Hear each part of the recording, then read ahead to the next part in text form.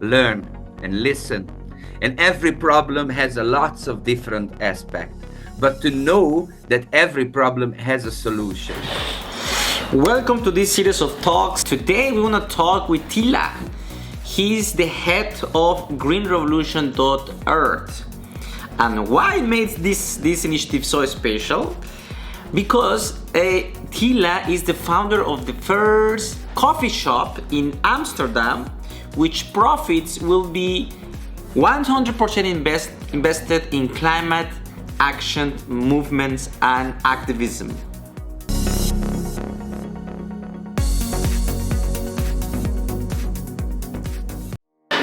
Attilla, please introduce yourself and tell us who you are. I'm really happy to be here with you. I'm Atilla Suba. I'm from Budapest, Hungary. I moved to Amsterdam about 2 years ago. I'm a blues singer, so I've been singing the blues in the last 14 years of my life. I've been in China and South Africa, but mostly touring around in Europe, from small stages to big festivals. So yeah, that was my life before the Corona crisis. But last summer in 2020, I had this idea about the Climate Action Foundation. So that's the Green Revolution Foundation. Yes, as you say, Attilla, there is a green revolution going on throughout our planet, and it's pretty much needed. It's an emergency. We're talking about surviving, right, as a species. So I want to ask you, why you come up with this idea? What was going on in your mind when you, hey, let's start this initiative, let's start this coffee house in Amsterdam, and start looking for money, because you know that green initiatives also needs finance, and so sometimes it's really hard to get it. What is driving you towards these initiatives? So please tell us. Why I'm doing this is because of the climate crisis and the environmental destruction.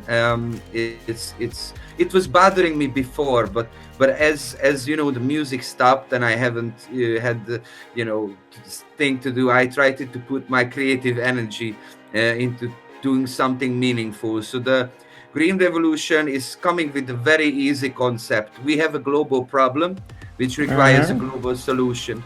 How do we solve problems? We organize ourselves around them. And every organization needs an economic engine, an economic heart, which creates and pumps money into climate action. And you need an information system which connects everybody on the planet who's already doing something for their community. So with the Green Revolution Foundation, we are opening up the world's first climate action coffee shop in Amsterdam, where you can legally buy recreational marijuana, and then we put 100% of our profits into climate action funding climate artists and climate activists all around the world. So that's the economic engine, and for the global mind, the information system, we are developing a mobile app which is going to have two basic functions. One, to connect people and scientists and artists and activists around the globe, because we have global problems. And the second part of the app is going to be there to fund, and we use our own cryptocurrencies to fund climate action, mostly with nature-based solutions and also industrial hemp.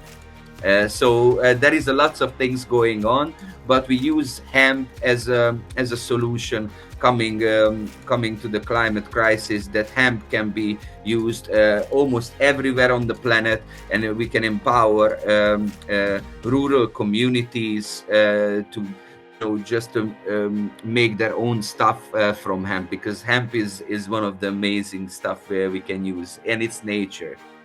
Everybody knows that Amsterdam, the coffee houses in Amsterdam are really a must visit once you are there.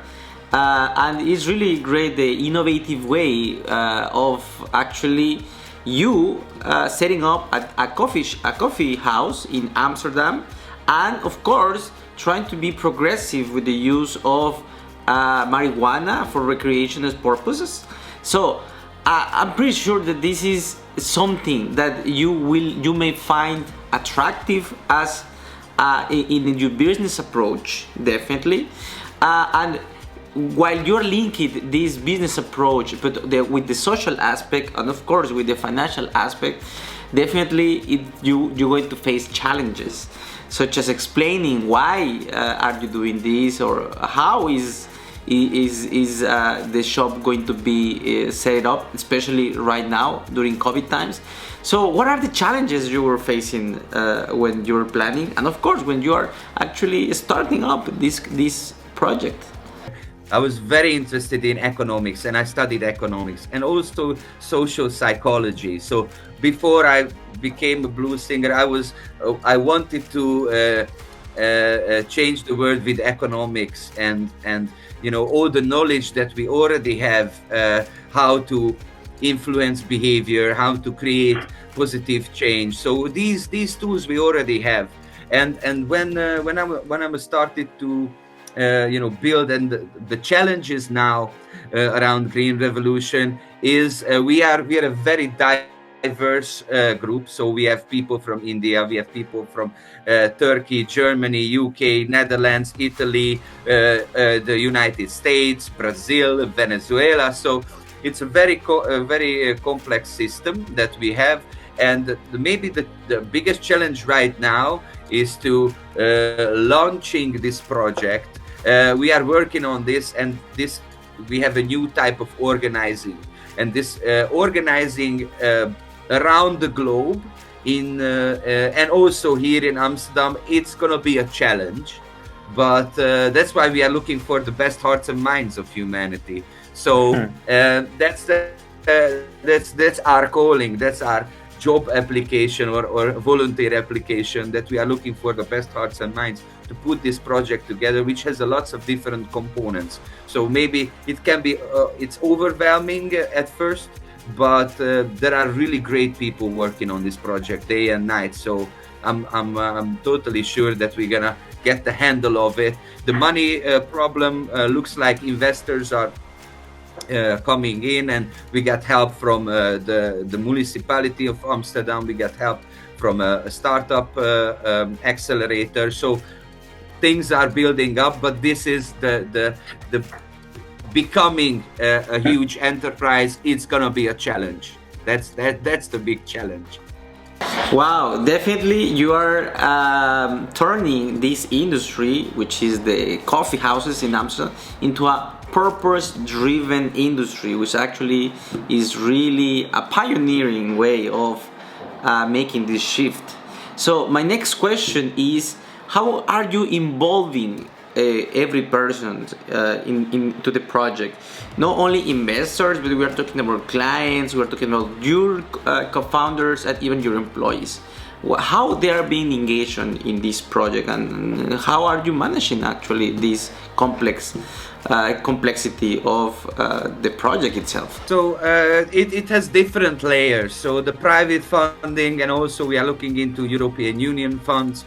So that's and grants and different kind of projects with the climate kick program also. But as we create a green revolution, we want to be a system where everybody has equal shares in green revolution. So we are creating a kind of a team-based structure. And this team-based structure, everybody's gonna have equal shares. And what is maybe an important part of this is our cryptocurrency, because the cryptocurrency, what we are developing right now, is gonna be the world's first cryptocurrency, which gonna be attached to value creation, which is CO2 reduction. So when we are planting the industrial hemp, we are capturing CO2. And with this plant, we can solve lots of problems. So that's the shareholders in a global. We are thinking in a global sense. So the stakeholders and the shareholders of Green Revolution will be the people who will join in our cryptocurrency and use this cryptocurrency not just to buy stuff at our place, but also we're gonna have affiliate markets so people can use it in different aspects, and it's going to be transferable to US dollars, euros, and any other currencies. So you can use it for shopping, but also this community who will join in with the cryptocurrency is gonna be the shareholder. You become, if you hold our cryptocurrency, our Green Revolution seeds, you could become a shareholder, and not just you hold shares, but also you get the returns on the economic activity that we do. So we are enriching a community and we are investing in a community, and I think that's the difference. Our economic model is different because what we have now is the immense greed, and the big corporations are sucking all of the wealth out of the ground, out of nature, because that's what is happening. We know that it's a powerful force. Greed is a powerful force, but also love is a powerful force. And how we translate love into an economic activity is through sharing. And when we share, our whole community will have more. And the science is also behind it. So a sharing economy and a circular economy is the way forward in what we believe in Green Revolution. That's the way forward. And we want other people, we want other projects to copy our method, to be a sharing economy, to create a sharing method. Well, definitely you are starting a movement which actually will influence others to do the same, right? So the next question is how you see this industry, or let's say the Green Revolution Earth, your initiative, in the next 10 years. Where are you heading? What are your next projects? Because this will also allow the birth of many other initiatives, I can imagine. So I'm thinking to the next 3 to 5 years, but we have one initiative. And that's going to be maybe the most important part of the Green Revolution. We're going to tell the story how humanity solves the climate crisis. And not me, not the people in the Green Revolution, but everybody else. And the Green Revolution is going to facilitate this story. And we're going to write it as it in real life. And our projection, that our vision is that in the future, a grandfather and a granddaughter doing some gardening, and the granddaughter finds a coin in the earth, and she doesn't know what the coin is, and the grandfather starts to tell her a tale, a story, how humanity came together and solved this. It's a very complex problem. The climate crisis and the ecological destruction is a very complex problem. But when I see what can we do, is that we're coming with science and the knowledge which is already accumulated in the last couple of thousands of years. So we use science and knowledge, and we use our imagination to build on the science, to build on the existing knowledge, and imagine and create that world. Because if we cannot imagine that world, we cannot create it. So that's the process what we want to do, and maybe in the next 15 years we can do that and create this positive energy where people can create and become a hero in their own story, to be part of a global community which acts. So Attila, the next question is, give me the 5 points or the 5 recommendations that you can give to the next generation of leaders that feel inspired by your work, and of course that they want to do something about it like you did it. Maybe the first is to get the knowledge, learn and listen. And every problem has lots of different aspects, but to know that every problem has a solution. So it doesn't matter how complicated the problem is, every problem has a solution. So you need to learn, you need to understand, and you need to see all the different aspects of the problems. The second thing, that you need to be bold, and in a way that when you want to solve a problem, you need to aim to the stars, and you need to go the vision that you have have to be a great vision, not just something. Everything starts something small, like we are in coming with the cafe shop in Amsterdam, but but the vision that where we want to go is the destination where you want to end up. So you need to have a vision where to go. Maybe the third thing that you have to be humble and listen to people and gather ideas, because people have good ideas when you encourage them. So invest in your team. Your team is your asset, and your team is what you have. You maybe have a technical knowledge, or you maybe have some knowledge about something, but lots of different people have different experiences and different knowledge. So listen to your team. And finally, I think the most important part is to be engaging with everybody, because you will never know where you're gonna find your help, your support. You never know that maybe an economist, or maybe a journalist, maybe a technician, maybe an engineer, maybe a scientist, maybe a poet, maybe a writer can help you along the way. So it's just learning and reaching out and being humble, and also being courageous, and imagining and creating a great vision when people can believe in and start working in that, building up to that vision. So that's for me now. These are the most important parts of being a leader. Listening. Well, this is the last one, the last question. What is this phrase, this quote that you want to be actually having in your office? This I don't know, this something you need to read that inspires you every day. So please tell us.